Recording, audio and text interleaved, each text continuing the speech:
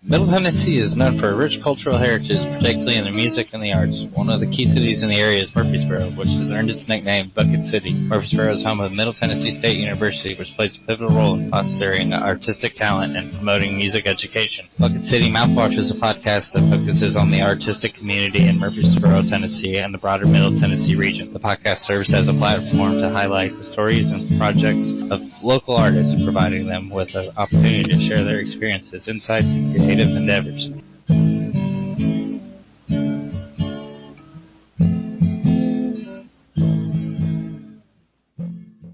Yeah, so Thom, thanks for coming on. Can you talk about how you got started with music? I got started with music playing guitar, but I was the kind of kid that liked to do things like stay busy and try new things. So I started picking up piano. I had a grand piano as a child that I had access to at the time. Some of these great instruments that just allowed me to start writing tunes. But I think it started when I got into film and really noticed things about film sound and sound production and soundtrack in general. Foley, all of it. I'm a very big audio person. In fact, that's what I do now. I still write songs, but I am an audio engineer, AV tech, and it fulfills a lot of needs for me. It makes me want to be creative, though, too. It's just a different pathway right now for me. Yeah. Nice. When did you start? When did you become like a hired musician?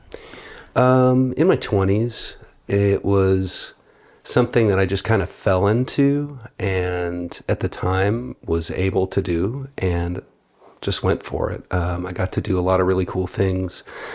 I played a lot of art festivals. I played mostly in Kansas City. I just moved here about 6 years ago.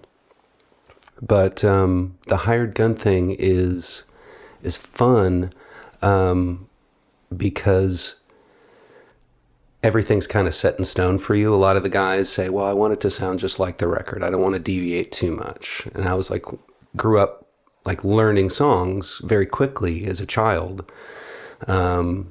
So I just preternaturally knew like kind of where to go, and was like, okay, I can listen to this and replicate it. And that's where it all kind of started building. But I had been writing the whole time. I think doing the hired gun thing in the end did make me feel like I was ready to just start doing my own thing. About 25, I got married and had my first child. And that kind of changed a lot of things. But I still have a lot of those recordings and things. I just haven't really put anything out yet. But the side gigs really did open up my lens as far as just broadly looking at interactions and communications between musicians and how a band operates on tour. There's also the part that's like where we're rocking out and playing music, and we absolutely love it when we're on stage. But then there's like a lot of life lessons built in, front loaded, I think, into tour life. But I've had some fantastic experiences. As a songwriter, I toured a little bit with my band Buffalo Saints. That was 2005. Were able to put out an EP. We had a record label that had some interest in it and funded a very live record. We do have older recordings of recording in my house at the time, which could have probably been the record, and we could have put it into packaging or something like that, but that was on CD. Mm-hmm. So, CDs were... I still have CDs. Me too. You too? Yeah. I got CDs, cassettes, and some vinyl. Yeah, cool. I definitely downsized from what I used to have, but just from moving and stuff, and having a bunch of dusty vinyl on the floor and stuff. Yeah. So when did you come here? And you were talking about internshipping earlier. Yeah. I did my time at MTSU audio production program and graduated from that. But senior year, they have you do an internship. Well, mine was during COVID, which made things a little trickier. A lot of things that needed to be, 10 people in a studio, small space, really, it wasn't feasible. So they had to really size down classes, or at least how many people could be in the studio at the time. But they have great gear, good rooms, lots of stuff. You can do a lot of fun stuff there. I really enjoyed the time that I did have post-COVID in there. But yeah, senior year, I was going to need someone to mentor me and kind of just show me the ropes for this internship program. It was loosely based on like them signing off your timesheet or something like that. Like that's why I always say it's like in the studio, it's always about time. It's like, it can't be. But at any rate, it was post-COVID. Most studios weren't really interviewing. They might email you back, but nobody was emailing me back. And I was talking to studios that in like 3 years ago were just doing major recordings, just all the time. But I had run into a studio owner that I had looked up on Tape-Op. It was this engineer named Jeremy Ferguson, and was just reading a bit of his bio and liked the stuff that he had been putting out. I liked the room. I liked all the gear. Everything was really great. And I had the good experience. It was the best. It really did teach me a lot without really doing anything but just observing. Especially in like artist relations, in that field, there's not a lot of soft skills that you can get as a student, and you can probably attest to this as well. Those experiences that you have outside of academia, outside of, the time and effort that you put into like just a project that's going to be graded.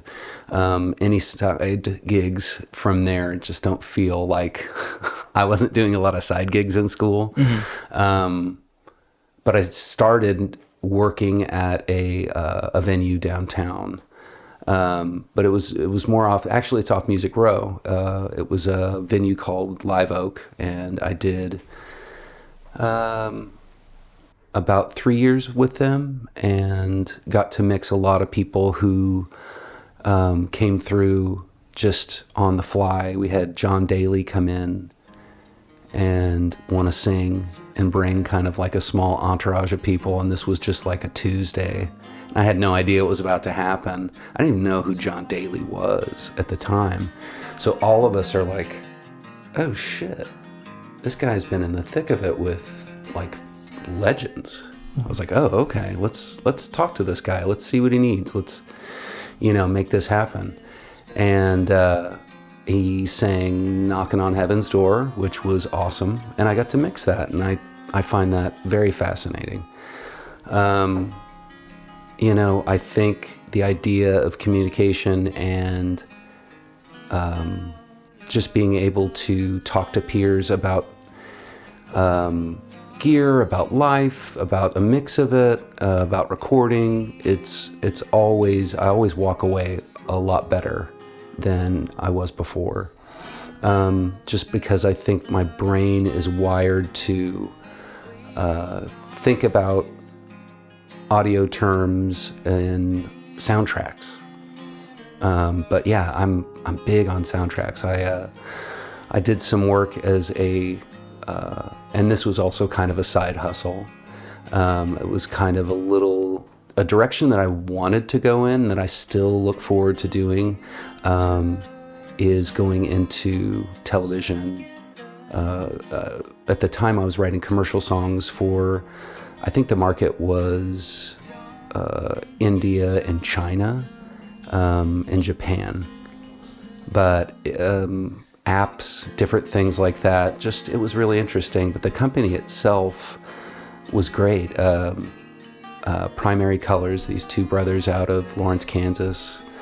And I was just working remotely, but it was, they would kind of give me a treatment, and the treatment was, it's got to be fairy-like or ethereal, and you kind of go with it, and they pick one or two, and they whittle it down. I never made the cut, but I was kind of there just to foster a research project and look into a lot of their booking and how they make contracts. At the time, going through MTSU, you have to do your general ed, and we learned about contracts. We learned about a lot of stuff in the audio production program, but it certainly was on the tip of my brain because I was, just trying to get by in class, being a stay-at-home dad of two kids. But yeah, it was a lot, but it was a lot of fun too. Yeah, I enjoyed that time, but it really always comes back to this idea that something can go well with motion picture. Like for me, like that's huge. So I really do want to, moving forward, I just moved down. I think I'm like 9 minutes away from you, man. Mm-hmm. Just here in Murfreesboro. And about 4 months now. So this whole area is new to me. But I ran into you, and then I ran into you again, and then I ran into you. I was like, okay, obviously we're going to be hanging out. Yeah. So I was like, okay, great, he's cool. And I was really excited about hearing that you had a podcast. Yeah. So grateful to be here. Thank you. Thank you. Yeah. Yeah. So you're talking about Japan. Your kids just went to Japan too, right? Yeah. My kiddos just came back from Japan, and they really enjoyed it. It was a trip that had been planned for a number of years. And yeah, it culminated in a very nice seaside journey on a cruise through the Sea of Japan. That's awesome. Yeah, my oldest is getting ready to graduate and go to MTSU himself. So, right. Yeah. Alumni, parents and stuff. Yeah, but I got to share this idea that it was a place that I'd been on tour as a hired gun. I played with a band called Blackpool Lights, and we were playing the MTV stage of this huge festival called Fuji Fest. Mm-hmm. Yeah, but I think the headliner was Kiss. They had Buddy Guy. They had the Pretenders. Wow. Ben Folds. It was like this really cool festival. What was the festival? It was called Fuji Fest. Fuji Fest. Yeah. It was at Fuji Speedway in the Fuji Mountains. I remember we would take the bus from the hotel to the venue, and we had these little green rooms and everything that were just basically people's cubicles. Mm-hmm. So you would see little signs, and I'd be like, oh, that's Steve Vai. Yeah. It was crazy. Just like standing around with like very star-studded thing. Mm-hmm. I almost, talk to people, but, they're legends again. So it's just like, what do you say? I actually did talk to Buddy Guy for a little bit, and really sweet dude. Was down to talk about guitars and just hanging. It was just like a little short ride in a golf cart because they would shuttle us from the offices out to the grounds, which was really cool. And everybody had a job, and everybody was really sweet. And but yeah, the culture there is something that I got just a small portion of, and it was great just being out. I did a lot of walking alone without the band, which I loved. Just shopped, walked, tried to interact. But the kids got the full experience. My oldest is fluent in Japanese. So that was one of the requirements, and did due diligence and learned it very quickly. Wow. So yeah, they're happy kids. They're good. Yeah. Thanks for asking. Thank you. Yeah. So how do you feel like soundtracks have changed over time? Because I feel like things are a lot different. Yeah, I think you have a lot of like houses of styles of music, and stylistically, I think as technology and modern recording goes, we're able to amplify things that we hadn't been able to before. There's a lot of really cool microphones out there. I'm kind of a mic nerd. But there's a lot of great microphones out there that will pick up electromagnetic fields and amplify those sounds. For sound design, I think we're doing some really cool stuff that crosses over from more sound design than actual soundtrack.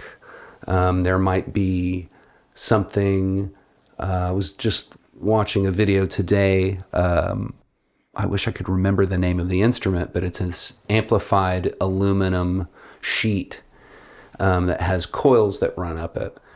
I'm not sure how they mic'd it, but he was taking drum mallets and screeching it along the sides of these like pieces of sheet metal and coils and things like that. But you can hear it in a lot of horror soundtracks, which, that genre lends to a lot of big movements, and a lot of breakaway shots of people, they don't, in horror, they don't know what's going to happen. And they have, some screeching and things that kind of amplify that sound bed of that movie and that film. But I absolutely love it. I guess auditory things had always been in the peripheral and really had made me think a lot about how I listen. I feel like everybody obviously has different set of ears, so everybody's going to hear things differently. I was speaking to someone last night when we called you, you called you called Lenny, and you got the runaround clown car. Yeah, talked to like 5 Lennys. Yeah, I know. I didn't claim to be the Lenny though. Yeah, that's true. Yeah. You're like grandmother. Yeah. Yeah. Yeah. We were here in Lucero at the Burrow the other day. You said you did some touring with Lucero. I opened up for them twice in my town. Both times ruled. Both times, I think both bands really had brought something of a leaner version of the songs that they had played before, and maybe a couple extra. Learning covers was something that I think we did just because all of us were kind of album nerds and really liked music. That band was fun because I think it blended Elvis Costello, Graham Parsons,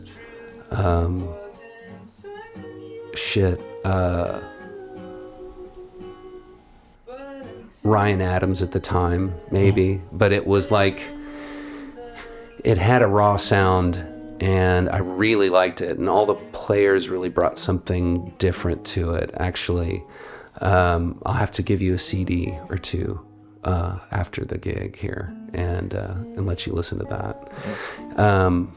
But yeah, it's always been on my mind, that idea of how can I keep doing this and refine it. Yeah, I love audio stuff. Yeah. Lucero's definitely up there as one of my favorite bands. Yeah. They're playing next week at Nashville. Oh, really? At Brooklyn Bowl. Okay, where are they playing? Brooklyn Bowl. Oh, wow. Okay. Yeah. Each time I played with them, I felt like they had gotten like way ahead of us. And I was just like, oh my God, these dudes are amazing. And they're just so nice. Mm-hmm. Generally, just like sharing a stage, you have some kind of decorum. And they were just sweet, really nice dudes.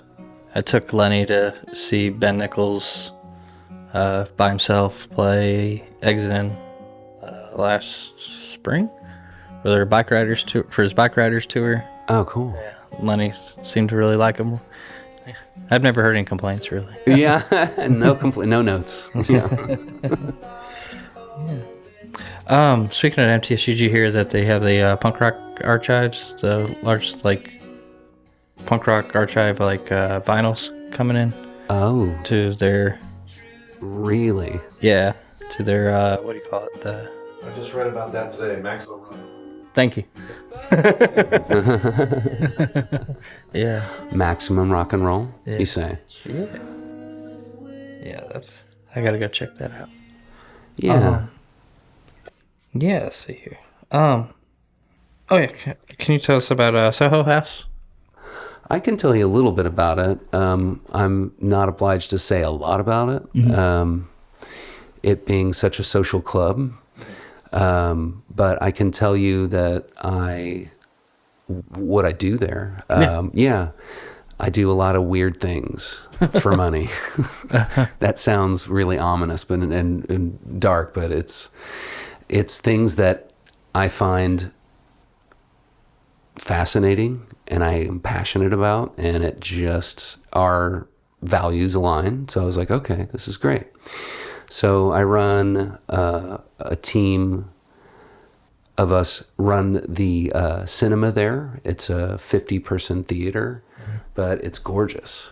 It has Atmos alignment there. The array is Atmos, and then so I'll do pre-screenings of movies, which is pretty cool. Wes Anderson's new movie, The Phoenician Scheme, is coming out next week. But we're doing a pre-screen. It's gonna be awesome. Yeah. So I get to see a lot of films. I'll probably be watching that twice because we run it twice. But it looks good. Yeah, it looks amazing. I'm really excited about it. But I do run that. I also do a little bit of IT. So I see your handset phone here by the desk, which is pretty classy. But yeah, I will debug phones, televisions, never guests' laptops, but just, in general, just I'm kind of hanging out waiting for problems to pop up. But also, as a coordinator, I get to advance shows, which is what a lot of people in booking get to do, which I've always enjoyed because a lot of the stuff that I've did by myself or with a band I had always booked the shows. I wore a lot of hats. I also did a lot of art for the covers, for any kind of flyers that went out. I as a child, I didn't know if I wanted to play music or make art. But I decided to do both. And that's always been a good crossover for me. Especially getting inspired to write music. I feel like great art feeds great art. Like it's like you get in what you put in. So I've always kind of enjoyed that crossover, and I think that's why motion picture is so exciting for me. I also get to, I get to run shows there. So I can tell you some of the people I've mixed because it's exciting. I'm about to mix Molly Tuttle for a crawfish boil thing that they've got going on for members there. That is going to be pretty awesome. It's just her and her guitar. Weather permitting, it's going to be out in our garden. It's going to be really gorgeous. Like a good crawfish bowl. Yeah. So they're gonna do it up. They have these big, massive wooden tables and stuff. It's really cool. So it's gonna be a lot of fun. So weather permitting, it'll be outside. If not, it'll be in the club. But really looking forward to that. I mixed a guitar player for some event that I found out was is a original member of Wolfpack. And he was just playing covers, and he was so unassuming. And after we got done, somebody was like, "Oh yeah, this is an original member." I was like, I had no idea.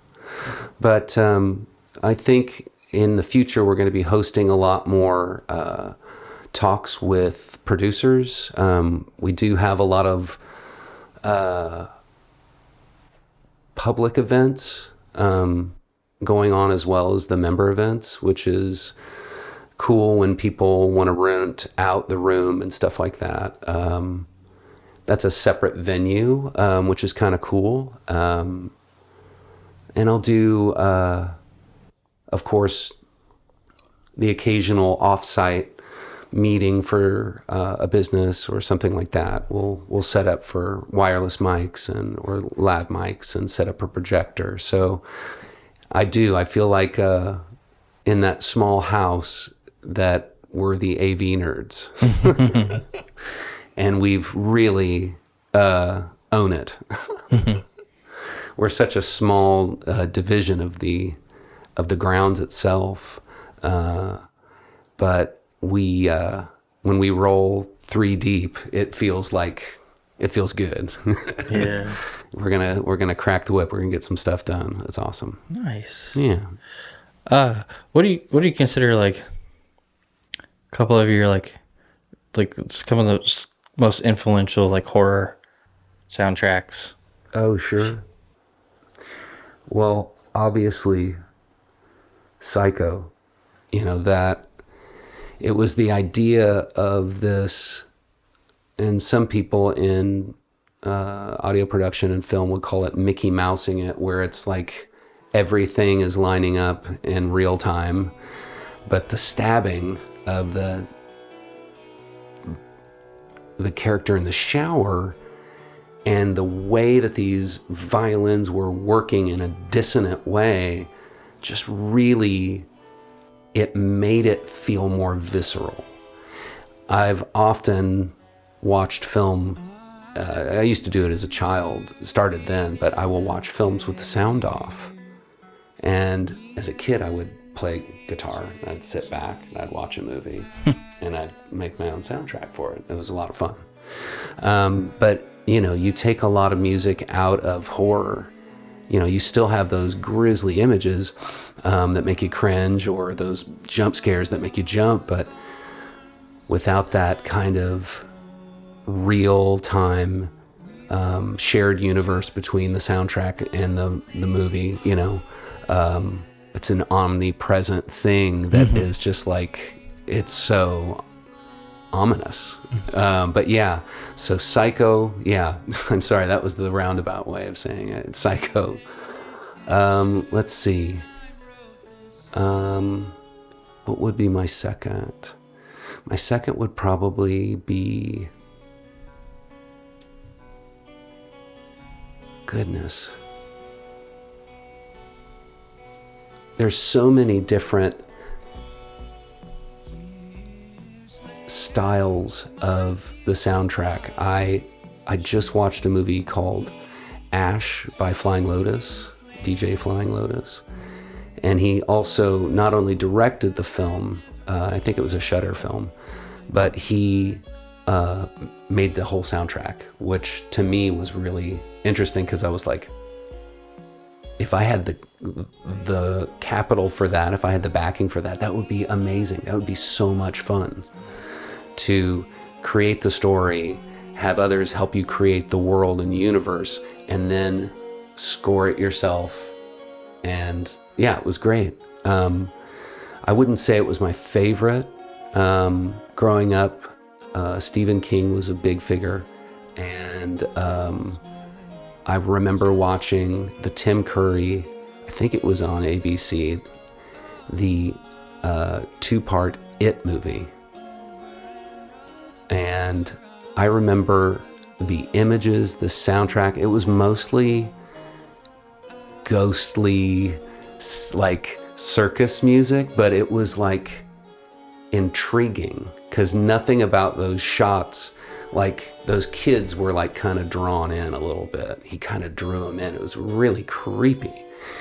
Oh my God, I have a story about creepy clowns. My mom as a child was a balloon bouquet delivery woman.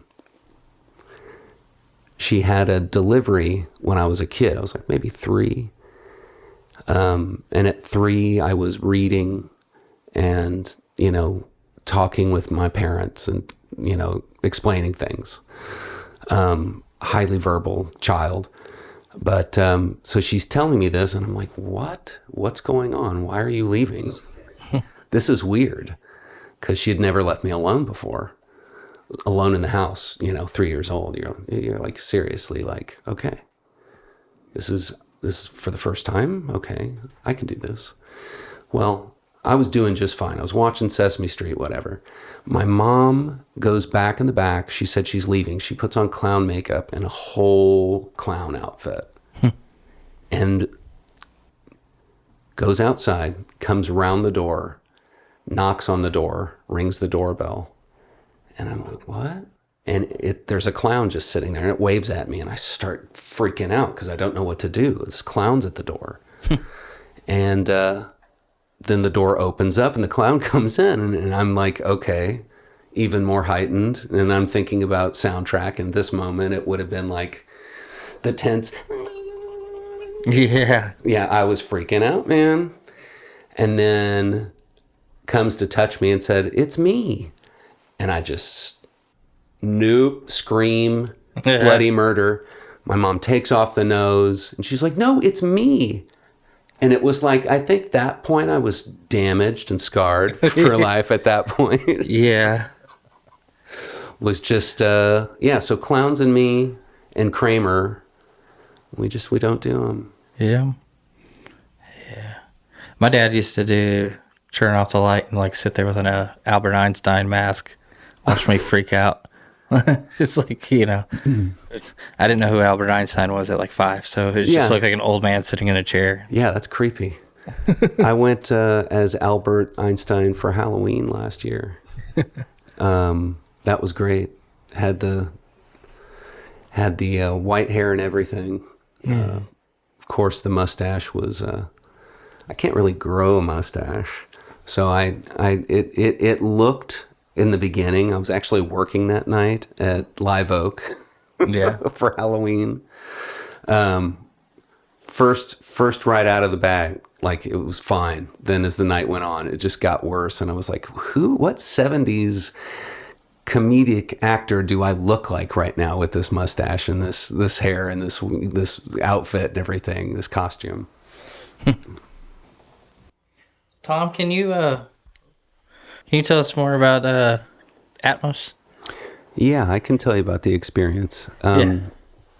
So the theater that I work in has a Dolby Atmos rig, and the room is tuned, and it's very dead. But the subs that we have will shake your bones in a lot of these tense moments or big dramatic scenes. I've watched a couple films there as we test a lot. We test, make sure playback's correct and it's in the right format, it's the right aspect ratio. But all that aside, we test the sound. we see how loud films are like mixing their sound. And I will say for children's films, I find that we are going less because it is almost a body experience. It feels like you are right in the room, or someone or the characters are right in the room with you. Foley for Atmos is one, and if you don't know what Foley is artists that are basically they're the grounding point of the soundtrack bed, where they are doing all the fight scenes with swords and clanking. Think about radio days with radio shows, and they actually had people that did sound effects. But these kind of things add to what I like to experience, and that is the haptics of Atmos. I think we were just kind of out here just kind of chatting about fidelity and recordings and how that relates to some of these remasters that we're hearing now. And I like to think that it is a production tool. So used kind of to simulate maybe a larger room, or being having more mics in the room to pick up things that we wouldn't normally hear, maybe a shoe squeak in the A room where somebody turned around to get into the mic or something. Or I just think it's not the end all be all, but man, it's fun. And I see it as an attraction almost. We also do 3D movies, which we're gearing up to do there in Atmos with 3D. I think is going to be a really cool experience. We have to test some stuff, so I'm really looking forward to testing that and getting to see some of that firsthand. But yeah, that's the kind of technology that I work with. And, it's my journey from recording myself to now has really grown, going through school, working so many hours in live production, and just kind of circling back to this idea that there are albums out there that I put out is kind of wild because they were limited. So people that had them, it was a physical, piece of music. It wasn't put online. So the people that still have them will sometimes connect with me and say, oh my gosh, this song off this record. Oh, I love this. And it's a lot of friends who are also songwriters. But I put together a couple of EPs in quick succession. So it was about 8 songs total. And this was right before I played with my band Buffalo Saints. That was kind of like a more alt country band that I'd been talking about before.